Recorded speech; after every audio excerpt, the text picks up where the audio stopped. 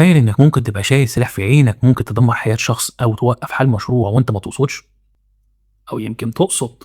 كلنا قابلنا ناس تحس ان هم بيطلعوا ليزر من عينيهم، شايلين عينيهم وحاطين مكانها الرادار اللي بيقابلك في اول المحور وانت جاي من ناحية ميدان لبنان. وهل الحاسد بيقدر يتحكم في الحسد بتاعه ودي رصاصة هو بيطلعها وقت ما هو عايز، ولا هو غلبان ومسكين ومغلوب على الامر ودي قدرة خارجة عن السيطرة؟ اهلا بيك في خد نفس مع الدك. خد نفس عميق وتعال. طبعا احنا كشعب عربي عندنا فوبيا الحسد. تجيب طقم جديد فتلبسه مقلوب، تجيب عربية جديدة فتعلق فيها فردة صرمة قديمة عشان خاطر العين صابتني ورب العرش نجاني. الدين والقصص الشعبي قسم الحاسدين لنوعين. النوع الاولاني وده مغلوب على امره، ده بيشوف الجمال يطلع منه انبهار يتحول لطاقة سلبية غصب عنه، وده ممكن يحسد حتى ولاده.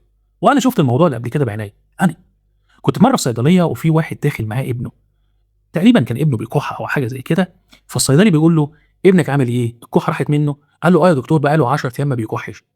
الواد فضل يكح ساعتها تقريبا بتاع نص ساعه، ونشرب الواد ميه ونخبط له على ظهره ونعلقه من رجليه والكحه ما كانتش راضيه توقف. الواد روحه كانت هتطلع. الصيدلي بيقول للراجل قول ما شاء الله. الراجل راح جاي باصص للصيدلي كده وراح جاي واخد الواد من ايديه وطالع على بره، مع ان الصيدلي ما غلطش. ده ربنا سبحانه وتعالى قال ولولا اذ دخلت جنتك قلت ما شاء الله لا قوه الا بالله. النوع التاني بقى، النوع المتعمد اللي جواه نار بتغلي من جوه، وده العلم بيفسره بالاهتزازات الدماغيه المكثفه. هل بقى ممكن الحاسد يقدر يتحكم في الرمود بتاع الحسد ويواجه حسده للي بيكرهوه بس؟ في تجارب اجروها زمان في الاتحاد السوفيتي اسمها سايكوكاينيزيس او التاثير في الماده بالعقل.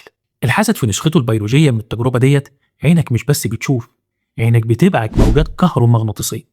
عشان كده النبي عليه افضل الصلاه والسلام علمنا ان احنا نستعين على قضاء حوائجنا بالكتمان. ليه؟ عشان خاطر نمنع الرادار ان هو يلقطنا قبل ما نخلص. والتحصين مش بس كلمات، ده درع طاقه بيحميك من الترددات دي. طاقه قصاد طاقه. اوعى تستخف بالعين يا صديقي. سيدنا النبي عليه افضل الصلاه والسلام قال العين حق، ولو كان شيء يسبق القدر لسبقته العين. اذا الحسد ذكر في القرآن وفي السنة النبوية المشرفة. ويجي في الآخر واحد دماغه مربعة يقول لك مفيش حسد، بس ده برضه مش معناه اللي انت فيه حياتك مرعوب. بلاش تداري نجاحك بزيادة وبلاش تقول كل حاجة. في النهاية يا صديقي العين حق، بس ما تترعبش قوي. خبي بس مش قوي. اعمل ميزان وحافظ على أفكارك وما تخافش غير من ربنا. عايزك انت بقى تقول لي في التعليقات يا ترى انت شفت بعينك حاجة ما يتقالش عليها غير حسد؟ وما تنساش تعمل لي لايك وسبسكرايب لارقعك عين اجيبك الارض. وسلام.